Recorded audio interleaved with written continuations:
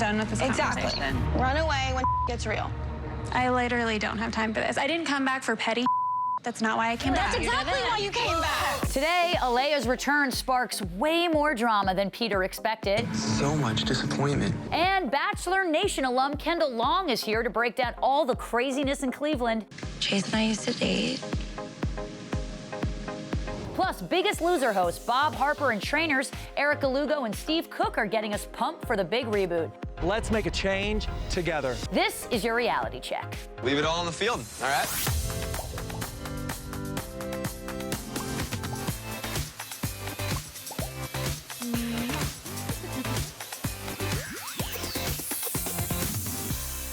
Happy Tuesday and welcome to the show. I'm your host, Daryn Carp, and joining me today is People.com writer and, of course, my pal, Judi Guglielmi. How are you, Jodi? I'm good. I'm very happy to be here. Oh, very happy. Yeah. Oh, okay. Well, listen, you know how the dance we have to do, so let's start off by breaking down our top 5. At number 5, Joe Giudice is enjoying his freedom. The reality star was spotted partying with a group of women in Mexico over the weekend. 2 months after his split from wife Teresa Giudice, TMZ caught photos of the Real Housewives of New Jersey star dancing poolside with several bikini-clad women, and at one point was photographed lying on a daybed with 2 women. Teresa and Joe have been living apart since March of 2016, and they have not moved forward with any plans for a divorce.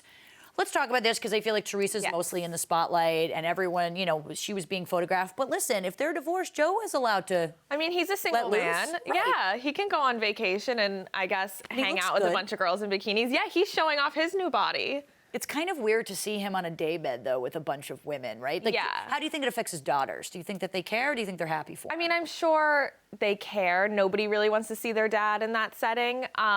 But at the same time, I think they just want everybody to move on and be happy, and they're adjusting to this new lifestyle. So it's, you know. Juicy Joe could be juicy again. He is juicier than ever. He is juicy. At number 4. More than a decade ago, Rev Run and his wife, Justine, welcomed a baby daughter, Victoria Ann, only to lose her a couple of hours later. In their new book, Old School Love and Why It Works, the couple share how they healed from their grief and were able to adopt their daughter, Miley Justine. Victoria was born and died shortly after because of omphalocele, a birth defect that causes her organs to grow outside of her body. The couple's book gives us an in-depth look at their nearly 30-year marriage and the values that have seen them through. I mean, obviously tragic and horrible to lose a kid, but it's nice to see a strong couple come together because of it. I mean, tragedies break couples apart so often that I think when it's able to actually bring you together, it just like makes your relationship even more beautiful. Yeah, they often talk about, like, obviously losing a kid before you is the worst thing that could happen to you. Right. But to see this and to see that they adopted someone, it's... Yeah, they really came out the other side and they made the best of a horribly sad situation, which is all you can really hope for. Yeah, and hopefully made the condition a little bit, gave it awareness. Right, of course. Rev Run and Justine will actually be here tomorrow, and I cannot wait to talk to them. At number 3... Fortune Feimster is here for a good time. In her hour-long Netflix special, the comedian opens up about her journey to self-discovery, including the intimate details of her upbringing and how she came out as gay to her mom. The comedian exclusively told People, "This is really the first time I've done a stand-up set like this where it was autobiographical." I mean, obviously I'm for it. I'm gay. I understand what happens when you come out, and it's a very, you know, it's very exposing. But to do a comedy special like this, I feel like flips it on its head. Well, and again, like the more you talk about it, the more it normalizes, the more that coming out hopefully won't have to be such a big deal in the future. I haven't watched the special yet, but it's like on the top of my list. I'm so excited. I heard it's absolutely incredible. Yeah, I mean, I've always liked her. Yeah. So Fortune Feimster is a cool name. It's such a cool name. At number 2, Chrissy Teigen is recognizing the special bond between dads and their daughters in the wake of the deaths of Kobe Bryant and his 13-year-old daughter, Gianna. The mother of 2 shared an emotional video tribute from ESPN's Elle Duncan, in which Duncan teared up while sharing how much Kobe, who died alongside Gianna, had seemed to value being a girl dad among other aspects of his life. I gotta say, the bond between a father and daughter is more special than almost any other bond. It is, and when the news of Kobe's death broke, I have 2 sisters. My dad actually sent us a group text just saying, "I love you," like I'm like just kind of expressing his love for us, and it was so touching. And it's true, the bond you have with your dad is unlike anything else. I got nothing from my dad. When that, like nothing. It wasn't like, "Oh, I miss you." My dad loves me more. But there's, yeah, clearly. But there's something sweet about I don't know, in the tragedy, kind of knowing that they were together. Of and course. like, you know, Yeah. a bond could hopefully be formed. At number 1, Shawnee O'Neal is remembering Kobe Bryant and his daughter Gianna. In honor of the NBA legend and his 13-year-old daughter's passing, Shawnee shared a photo of Kobe and Gianna watching her and Shaquille O'Neal's daughter during basketball games just one day before the fatal helicopter crash. Shaq also is continuing to mourn Kobe's passing, sharing that he only has one regret with his late brother, and it's that he wishes they would have communicated more. Kobe's death comes just as Shaq is mourning the death of his sister Aisha, who died of cancer in October. I mean, Shaq's definitely going through it right now. Yeah, but I think he makes a good point, right? Like, talk to your loved ones as much as possible. I think that's what a lot of people got out of this, is just how fragile life is, and you never know what's going to happen, and to really rid yourself of any kind of drama or conflict that you have with the people you love, and just love them. Yeah, we were saying kind of the other day on Sunday, it feels like the energy of the world shifted a little bit. Yeah. And I feel like, unlike another celebrity death that might have affected all of us, this one felt so real, maybe because it was 41 and she was 13, but like, Right. it all felt like, yeah, we need to like slow it down. Yeah, you're so right. Everybody has felt this. Like, everybody, I think when the news broke, everybody stopped. Like, the world kind of stopped for a minute. Oh, yeah. I mean, even my producers were like screaming at the TV, being like, Yeah. why? Like, no one, I think, believed it, but Right. very sad. And we're going to have more of this story, I'm sure, as the weeks come. Judi, thank you so much for helping me out with these stories today. We have to go to break, but when we come back, we're going to be talking all about The Bachelor. Don't go anywhere.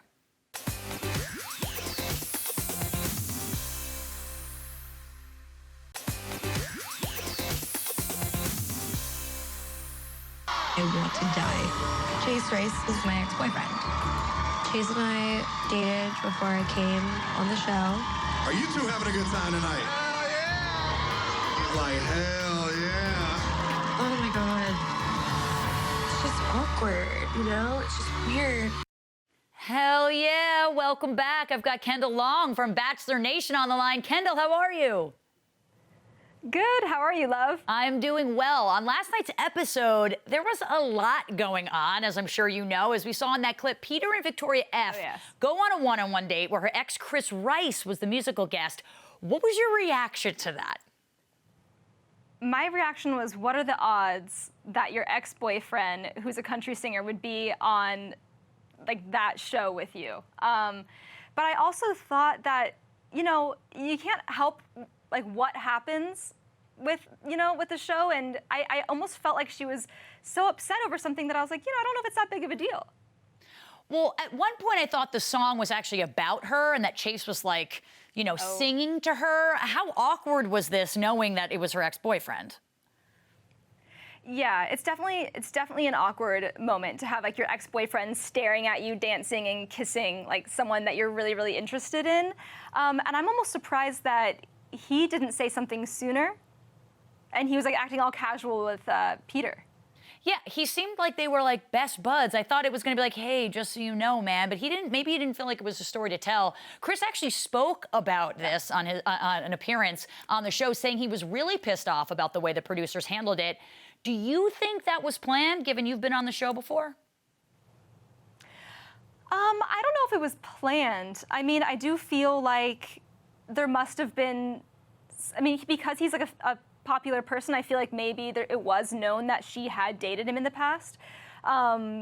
So it's hard to like know what happened there, but I feel like once it did happen, it was almost weird that it wasn't addressed right away. Like they didn't talk about it right away, and I think because of that, it became more and more awkward as the date went on.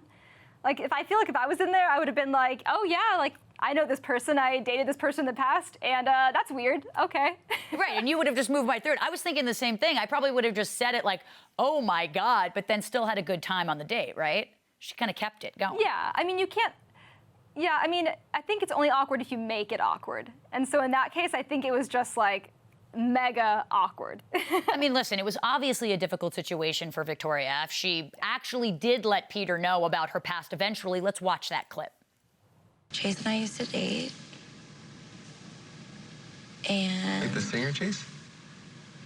The guy that was doing the concert. yeah, Wait, what? I'm sorry. I don't know what to say.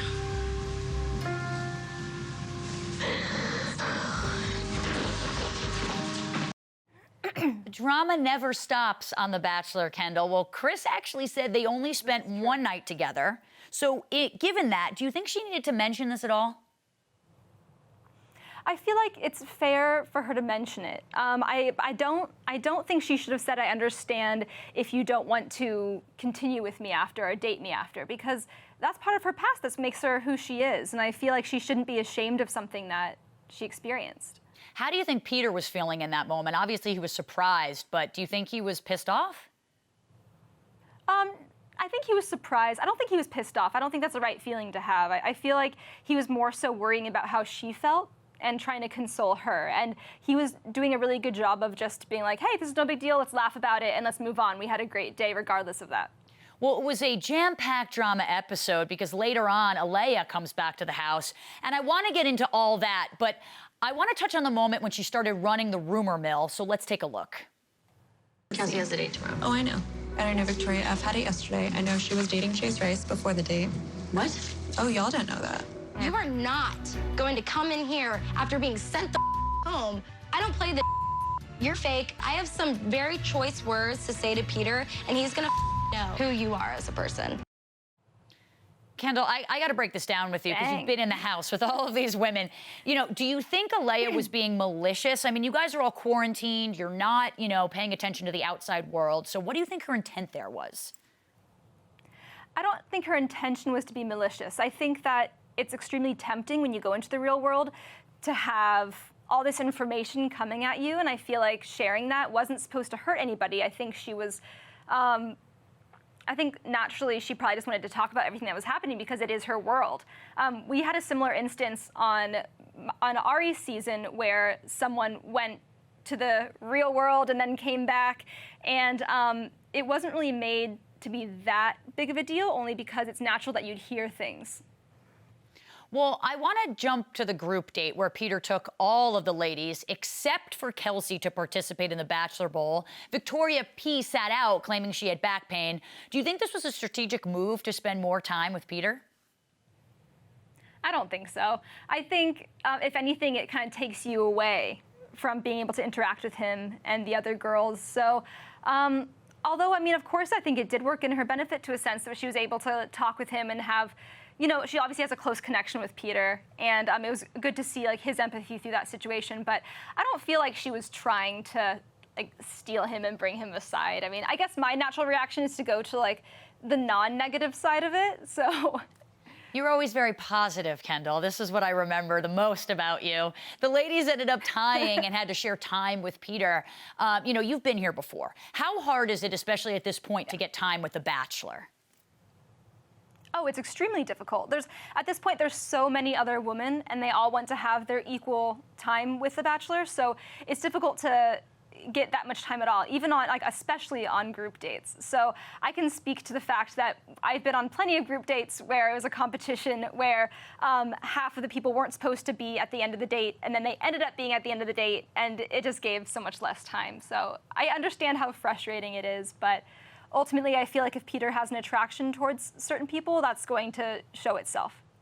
Who are your top girls right now in the competition? I'm curious who you're rooting for. Who do you really want to see take this whole thing home with Peter? Man, there's so many amazing women that are on this season. I feel like right now it's really difficult to see. I almost feel like the women who aren't enthralling themselves like with the drama are the ones that I kind of want to go towards, because I feel like that distracts from who they are and what their connection is with Peter. So before all the drama happened last night, I would have said, and also it's at the point where I'm forgetting people's names because there's so many women. But who was the woman who had the amazing date and she sat on the sidelines for the Victoria P. football portion? Victoria P. Victoria, who the one who hurt her yes, back. I love Victoria, and I feel like she's been through so much and she's really pulled herself up from such a crazy history. And I really, really was pulling for her, but then after this, I did take a setback, and I was like, man, like I do wish that she built up the woman, regardless of like your opinion about people. I feel like always taking the higher road and building people up says a lot about your character. So I was rooting for her. also, I believe Megan is her name, one of the girls who kind of sits away from the drama. Yeah. I'm curious. Yeah, it's hard to tell. Well, I'm actually just before we take a quick break, I wanted to know, when you were on the show, were you the type of person like, I'm going to sit a little bit on the sidelines, I don't want to be in the drama, or did you see that there was a positive impact in being part of the drama and getting more attention from it? I feel like, no, I usually like to take a step back, but when it started affecting, like when it was personally directed towards me and started affecting my relationship, that's when I wanted to get involved. And if it was hurting other people, when someone was saying something cruel about other people. But when it's something like he said, she said, or she said, I tend to think maybe that's something that I want to step back from because it doesn't really directly involve me. Fair enough. We need to take a quick break, but don't go anywhere. Kendall is sticking around to chat more about The Bachelor.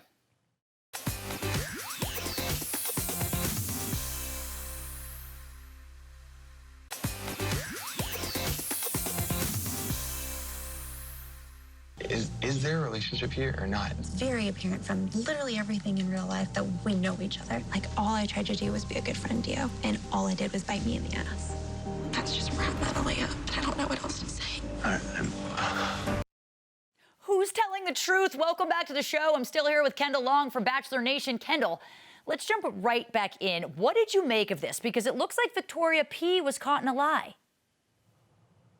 Yeah, I feel like, unfortunately, Victoria was caught in a little bit of a lie because she was friends. You know, they did have a past, and they traveled somewhere together, and I feel like that's significant enough of a friendship that you can't say, oh, we just hung out for a few hours in Vegas. I mean, you know, it's not so true what happens in Vegas stays in Vegas. I mean, obviously, there was definitely a friendship there that held true, like, still to the point we are now with them. Well, how do you think that reflects on Victoria P going into next week? Do you think she should be a little nervous? I mean, I would hope that she would see how her actions affected the situation and try to, I guess, be more truthful moving forward. But definitely, I think Peter's view of her has definitely shifted since finding that out and since, like, having that confronted. Well, ultimately, Peter followed his heart, and it's safe to say it was not a popular one. Let's take a look. I am doing what I feel like I need to do to feel, confident moving forward with all this, and I hope that you can understand that. So, Aaliyah, will you accept this rose? Of course. I didn't expect Peter to ask Aaliyah to come back, and now I'm kind of disappointed in him. I mean, okay, all these girls just went on a really tough date. They played football. They got, bruises. Do you think it was fair for Aaliyah to come back in and get that rose after she'd been eliminated?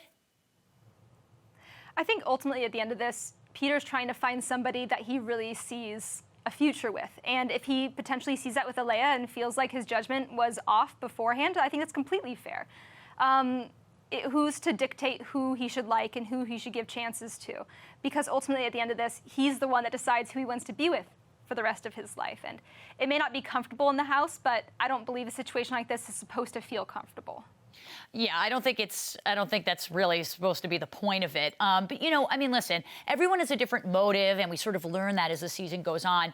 Do you feel like Aaliyah genuinely came back for Peter? Yeah, I mean, I think it was almost not fair for people to say that she came back just to be on the show. Like, oh, why didn't you talk to him during, like, Women Tell All? But that would have been too late. She wouldn't have been able to see if their relationship had a chance. So I think it's completely fair for her to come back, especially since it wasn't her choice to leave in the first place. Do you think that her coming back and getting a rose gives her an upper hand, especially against the other women? I think it almost puts them on an even playing field, almost because she did leave and he did send her home. So how do you make her feel like she's welcome and wanted? And I think giving a rose was probably the best way to display that. I don't think a lot of people felt the same way, but the people that Peter gives roses to are the people that he wants to stay. And I think he's justified in those decisions. Well, it was definitely a contentious decision. He was happy to have Aaliyah come back, but her return had the ladies riled up, and Peter definitely felt the heat from some of them. Let's watch. I've never felt so under-recognized by somebody. And for us who went on the group date, who bust our ass out there on the football field and literally have the physical bruises to show. Literally, my ankle is still sore. My knee is still sore.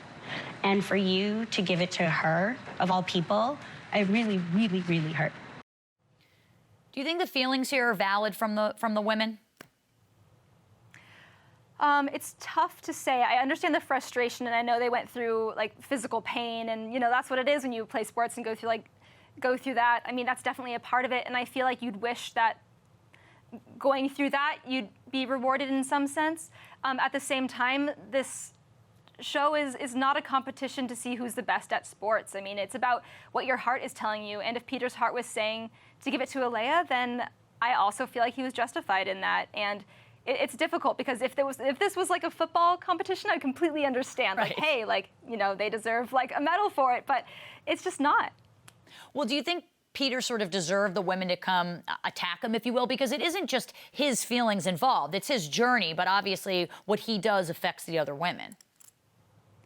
Of course, of course. I think it affects the other women, but I also feel like it's difficult when you put yourself in a position where you dictate other people's relationships. So because all these women have an issue with Alea, now it becomes something that is an issue with Peter. And I almost feel like Alea should be speaking to these women about their feelings towards her as opposed to Peter being the mediator with that. I think that almost makes it seem like it almost puts him on a platform of like, you're responsible for all my feelings, you're responsible for how everyone's reacting to this, when I think it's almost unfair. Well, you sort of mentioned that, you said that, you know, Alea coming back is sort of putting them on an even playing field, but how I see it, it almost feels like it puts a target on her back, that the other women are going to be maybe a little bit nastier to her. Do you think she's going to last in this competition? I think the drama is not done. I definitely think there's a lot more that's going to happen, and will she survive? Will their love survive? I mean, we've had a quote-unquote villain, you know, end up with The Bachelor before, so I feel like if their relationship is true, it could stand the test of time with this, but if it's not, then this foundation is already pretty rocky. Well, well said, but before I let you go, speaking of being rocky, let's take a look at next week's crazy preview. I'm literally getting slaughtered. She's a dramatic bitch. Oh, blah, blah, blah. She's crazy. She's emotionally unstable. It's ridiculous. You said there's someone here that wasn't here for the right reason. I mean, this looks insane. There's a lot of, she's crazy, she's dramatic, she's unstable. Who do you think they're talking about? Honestly, it makes me feel pretty sad that women feel like they have to point at others and call names like that, but I mean, it feels like it might be Alea only because she's the one that is at the center of everything. I would say Hannah Ann, but she kind of took a step back with the drama this week, and I really appreciated that. Or it could be someone completely new. You never know. I mean, it's always unpredictable. Could be multiple women. We just may never know until we watch next week. That was a lot to unpack. Yeah, it could be Kendall. We don't know. That was a lot to unpack. Kendall, thank you so much for chatting with me today. Of course. Thank you for having me. We have to take a quick break, but fitness pros Bob Harper, Erica Lugo, and Steve Cook are joining me to talk about The Biggest Loser. Don't go anywhere.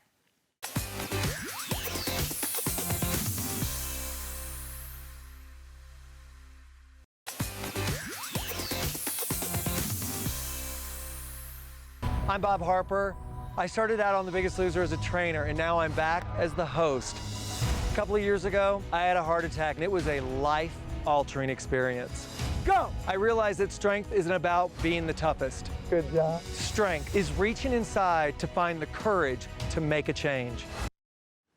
Welcome back to the show. I'm now joined by the trainer turned host, Bob Harper, and new Biggest Loser trainers, Erica Lugo and Steve Cook. Welcome, guys. Thank you. How are you? I'm intimidated. You seem more tatted up than we saw in some of those.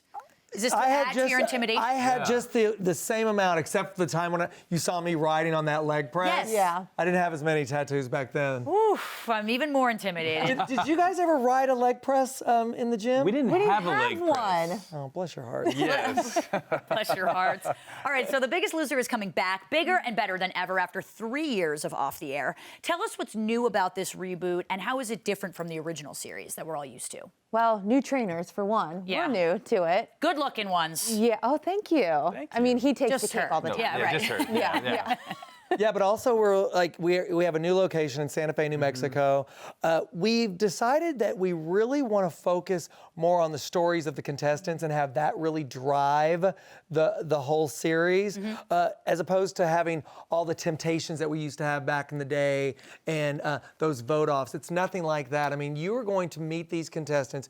You're going to get so inspired by them. I could not be more proud of this season. Yeah, people are going to be invested when they watch, and they'll be able to identify with each kind of person that's most similar to them, I think. Well, that's what makes the show so fantastic. Yeah. I feel like we all know someone that can relate to the story and the struggles. It's nice to see. Bob, you switched roles and you're now the host instead of a trainer on the show. Tell me about this. Is it hard for you not to be on the leg press with the guys? It was really hard. I'm definitely a person that likes to tell people what to do, and I wasn't in that position. However, I was really excited about this new role because what I did throughout the whole season was we have these support groups. So I get both of their teams. We come in and we go through all the issues that brought them here, what they're feeling on any given day, and I feel like it not only helps them, but the viewers are going to become so inspired by that also. Do you ever critique them on how they train? Really good question. No, because I remember when I first started out, I was really excited to learn something that was going to be such a new experience. I always told them that I was going to be there every step of the way, whatever they needed. And there were times where they asked for advice or questions, but mostly they really stood on their own. And it was exciting for me because I know that in this business, it's so ever evolving. Yeah. And I was excited to see what someone like Steve Cook and his background, or Erica and her background, were going to bring into our show. Yeah, it seems like dieting and training is always changing. I'm always learning something new. Bob, you actually suffered a heart attack not too long ago. How has that changed the way you approach diet and exercise? Well, I mean, I related to a Biggest Loser contestant more than I ever have before, because when I had my heart attack, I was basically starting out at square one, not only physically, but emotionally.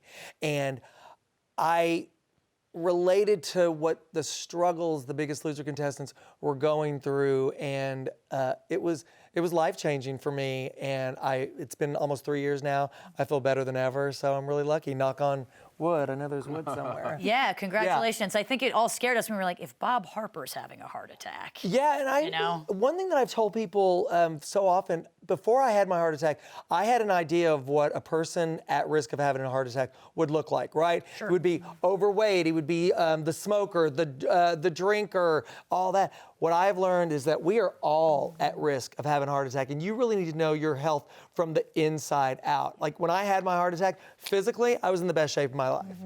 Wow. And Erica, you have your own inspiring weight loss story. Tell us about it.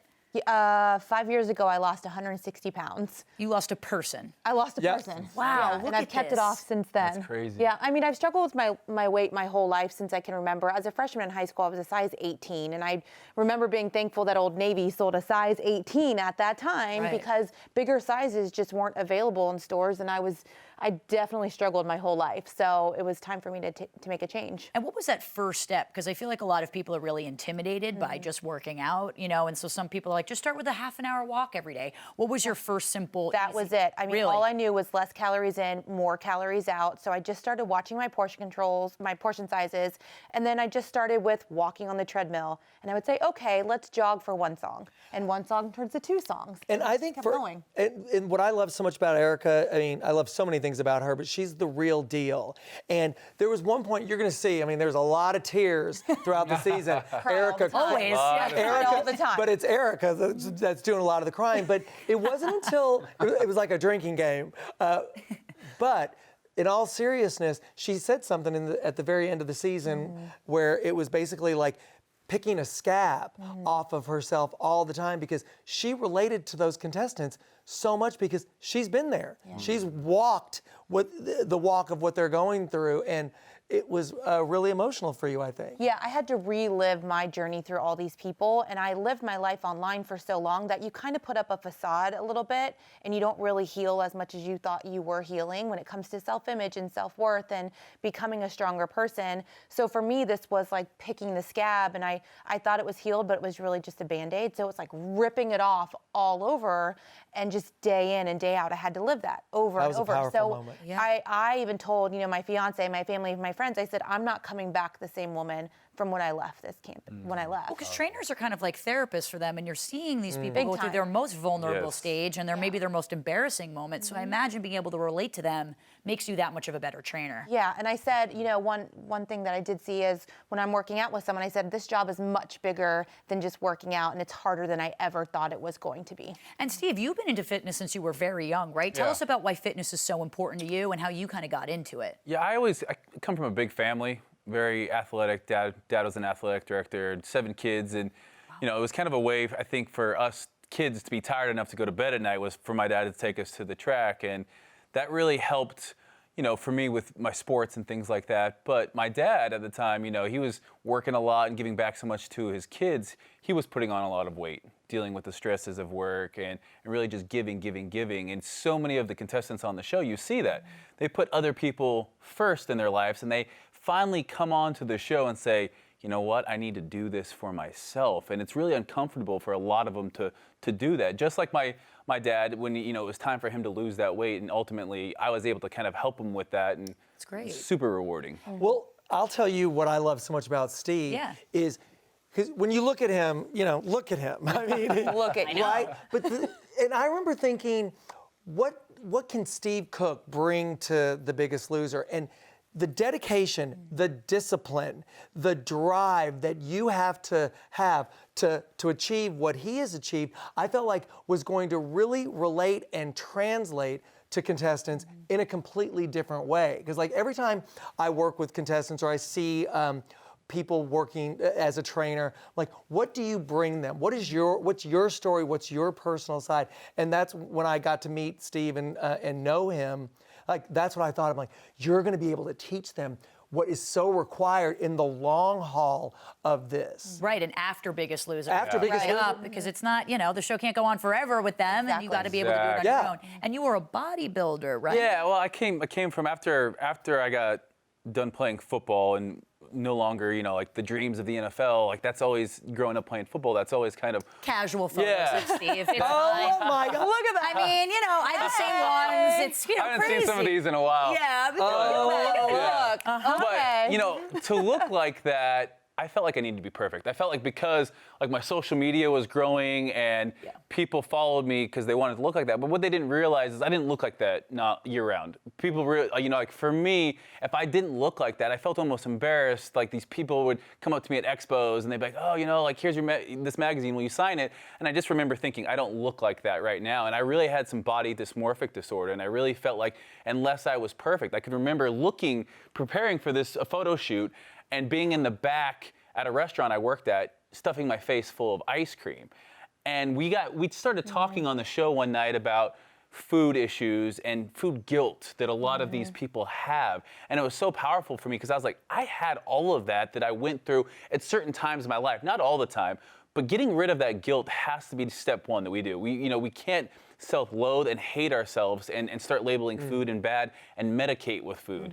And that was really the big thing for a lot of these contestants was getting out of that mindset that, I'm going to feel guilty if I eat anything. Do you think social media is a bad thing for these people or helpful to maybe see someone who's inspiring? It's a double-edged sword. It's a double-edged. And I also say all the time, if I started losing weight now in this day and age with social media, I think it'd be 20 times harder versus when I started, we weren't so oversaturated with every different kind of diet and workout plan. I think it's harder now. Yeah, I agree. I also think that you have to realize you've got to work with what you've got. Like, I'm never going to look like Steve Cook. I'm just never going to look like it. And I'm fine with that because I'm going to be the best me that I can possibly be.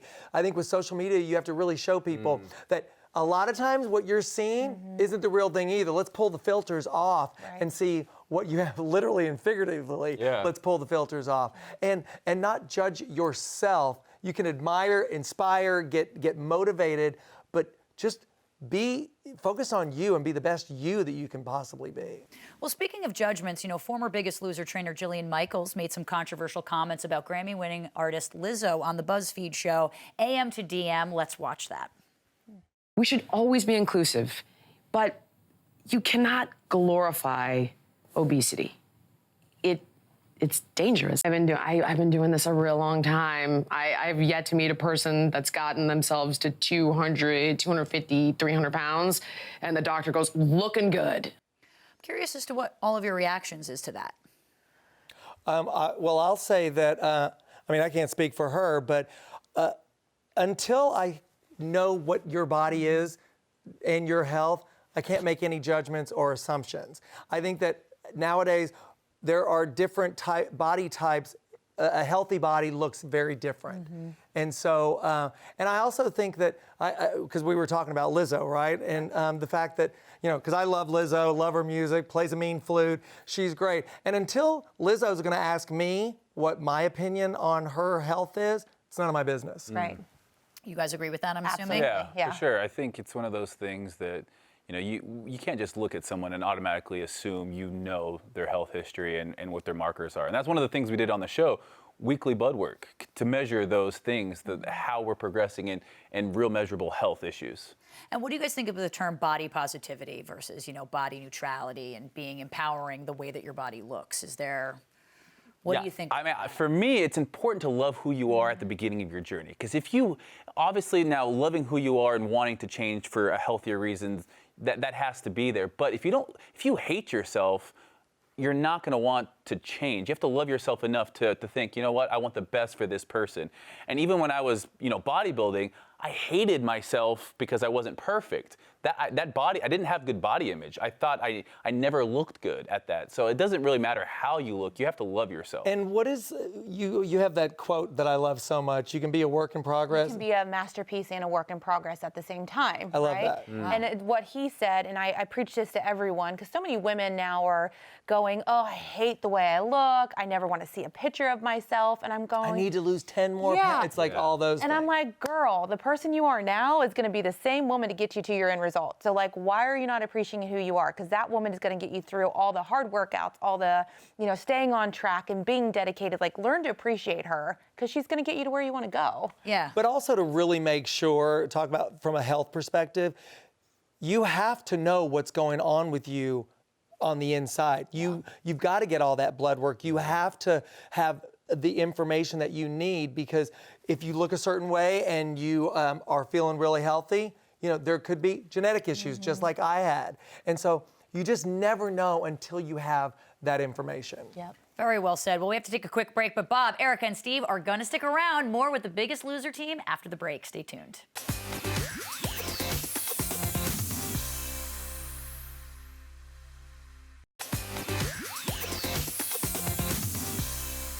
Welcome back. I'm still hanging out with Bob, Erica, and Steve from the new Biggest Loser. All right, guys, since we have you all here, I thought it would be fun to play a classic reality check game called Teeing Off. Interesting. Here we go.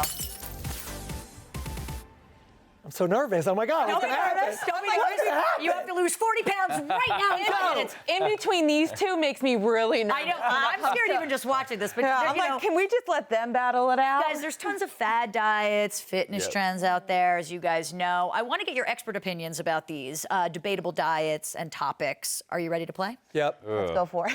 All right. First up, the keto diet. Erica, why don't you start and make the case for or against the keto diet? I am not necessarily for or against it. It's just not my preference. And the reason being is because I am an active weightlifter. I like to use those carbs for energy. And honestly, I can't say no to carbs for the rest of my life. I need to have a donut. I love me some Tito's. So my preference is no. You guys? I don't subscribe to it either. But I think it's one of those things that if you don't work out, I look at carbohydrates kind of like NOS for to go fast in your car. If you want to go fast quickly, carbohydrates are great. What's NOS? Nitric oxide and Fast and the Furious. It's a different generation. Yeah. I was like, don't you just need fuel? No, don't you need gasoline? Yeah, he's very confused. That tank that they have in Fast and the Furious that blows up, that's nitric oxide. Fast, that's the furious. The bottom line when it comes to keto is this.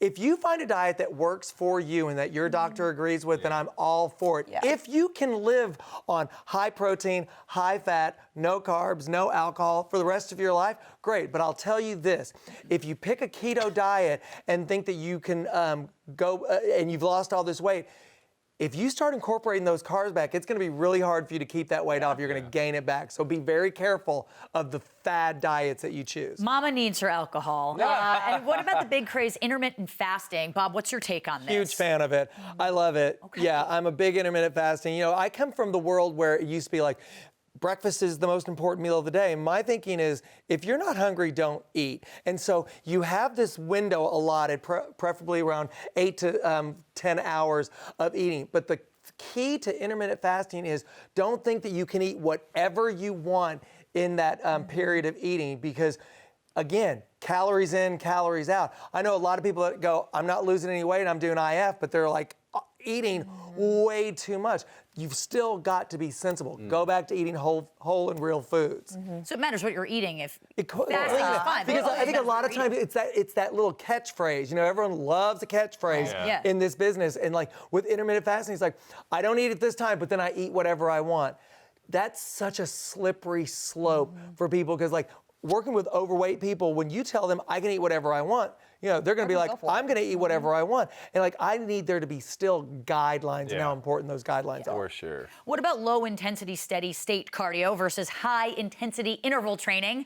Steve, take this one for me. So this one, you know, I think both can be incorporated. High intensity interval training. Pick one, Steve. If I'm only doing one type of cardio during the week, I'm picking high intensity stuff. There you go. The difference is it's going to be more like a weight training session, meaning it's going to be a little bit more taxing on your central nervous system. So you need to treat it like you would an intense weight session. You know, it's going to be very demanding in terms of muscle, oxygen, carbohydrates, all of those things. Sometimes it's great to walk on that treadmill for 30 minutes and get that lymphatic system going. And you did a good job.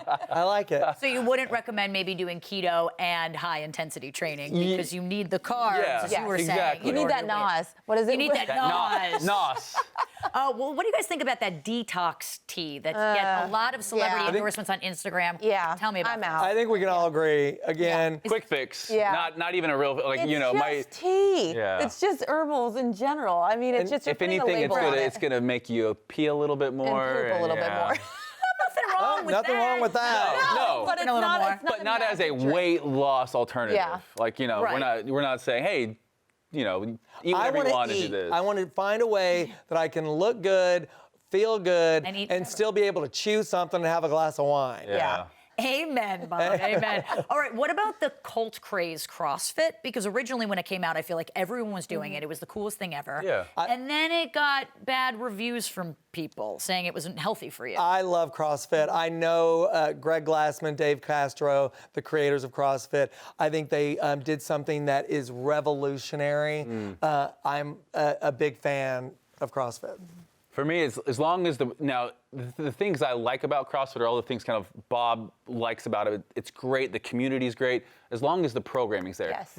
Somebody can go out and get a CrossFit certification in a weekend and open up a gym and start programming. And that's where, if you have somebody that knows what they're doing, it's going to be great. So obviously, the people higher up at CrossFit that know what they're doing, I love that aspect of it. And it's here to stay. Like it is really, I think you look at F45, Orange Theory, all of these other ones, that really started with CrossFit. CrossFit, yeah. Can any body type do CrossFit? Yes. Absolutely. Aaron could do it, Steve could do it, Bob could do it. It doesn't matter. I remember back in the day on Loser, I can't remember what season, when I first started doing CrossFit, I brought in all the CrossFit athletes, the major guys, the Rich Fronings of the world, and we all worked with my team. So it was like being able to show that CrossFit is about every single level and being able to modify anything. And that's what you want to be able to do in the workouts. Yeah. Bottom line is find a workout that you enjoy doing. Find something that inspires you, and I'm all for it. Yeah. That you Even can get if a sweat. it's hot yoga.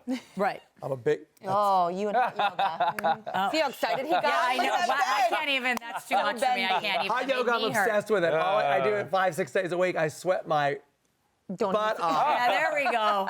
What about calorie counting? And maybe you could talk about it because you lost, a dramatic amount of weight in 13 months. As you said, less calories in, more calories out. What do you think about calories? I mean, I think it's a great starting point for people. I mean, there's so many different methods out there to lose weight. For me, I needed simple and easy, so I downloaded an app that let me track my calories. But it's also a good awareness because when you think you're eating healthy and then you really start plugging in everything, like your almond milk and your creamers and your sugars and your all that stuff adds up, and people don't think of all the little things. So I liked it as a starting point. It was great for me. half and half in a But cup of coffee. But you still watch your calories. Yeah, I still watch The nice thing though is it's more for me now because I've grown so much and I've learned so much. It's more of like I kind of know what foods are more calorically dense and what's and macros and things like that. But I still watch them. Like I'm getting married in 4 months. I'm like, girl, I got a dress I got to fit in. So for me, it's I got to be a little bit more careful. I look at all my calories. Yeah, and I think especially your metabolism changes when you grow older too. And like I'm in my 50s now, so it's like I can't eat or work out the way that I used to in my 20s and 30s. Just doesn't work like that anymore.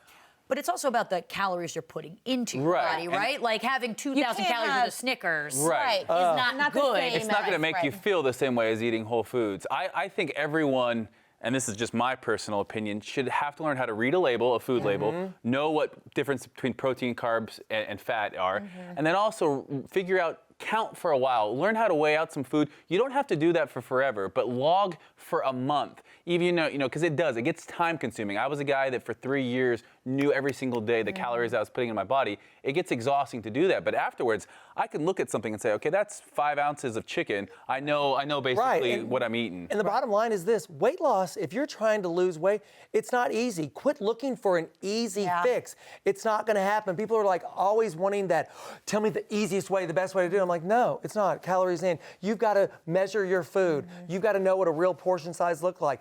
Is it a pain in the ass? Yeah, it's a constant battle. But but you have to think about it.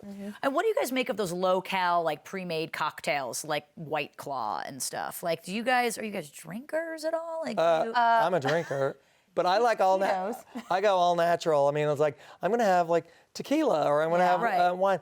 I try to stay away from processed stuff as much as possible in any way, shape, or form. Single ingredient foods, clean alcohols like that. Yes. Although I have had one of those White Claws. How were they? I didn't hate it. I thought it was kind of good. But like vodka soda is fine. Vodka soda, splash of cranberry. Yeah. Or I like my tequila on the rocks. Oh, okay, we're going big I let there. these two. Or Tito's and Diet Coke. Are you not a drinker? Not really. I like red hates wine. my Tito's and Diet Coke thing. I don't know. It's my Well, vice. let's ask you. I want my Tito soda. No. Diet Coke. Not a Diet Coke. See, you gotta try it. No. Don't knock it till you try it, girl. Wait. That's a rum and Coke. You got to have rum. No, don't knock it till you try it. I'm professional. Tito's and Diet Coke. He won't even let me have that in his house. He's like, love it's it. Coming to my house tonight, I'm like this. Nope. Do you guys incorporate everything we talked about on the show? CrossFit techniques, high intensity. Do you teach the contestants about knowing the difference between proteins, fats, and carbohydrates and weighing? So it's an educational lesson too. Yeah, and I love that we really hone in on those pieces and take away pieces, even for the viewers at home to be like, oh, I remember what Steve said, or I remember what Bob said, and we touch on each one of those subjects. And we want them to walk away with those tools because they're not in their Biggest Loser bubble forever. We got to teach them while they're there. And this might be a generalization, but for a lot of people, especially in your 30s, if they quit drinking, you can drop a lot of weight, right? I mean, That's isn't that true. kind of Depends on what they're drinking and how often. But yeah. it's the same when I was working with people that weighed 400 plus pounds, just getting them off of those sugary soda drinks, you just start losing weight. Just do that. Sometimes it's just eliminating one thing to change your whole life. Well, Bob, Erica, Steve, thank you so much for chatting with me today. It was amazing. I learned a lot. The Biggest Loser premieres tonight at 9, 8 Central on USA Network. You're not going to want to miss it. You get to learn so much. We have to go to break. When we come back, we'll be hitting you with another moment in reality history. Don't go anywhere.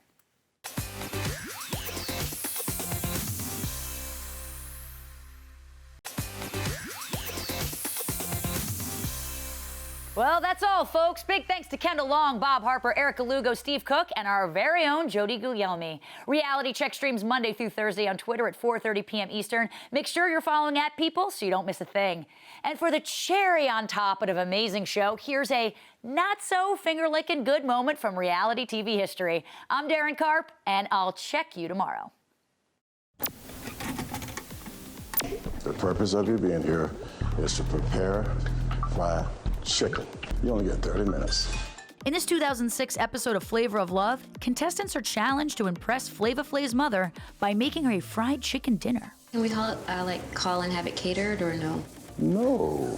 Hottie was raised vegetarian and had the least experience cooking meat. So she decides to go with what she knows and pack her bird full of vegetables. And just about anything else that was in arm's reach. But the most disturbing moment comes when she makes a beeline for the microwave. I went to the microwave, put the chicken in, and there was a button that said, chicken.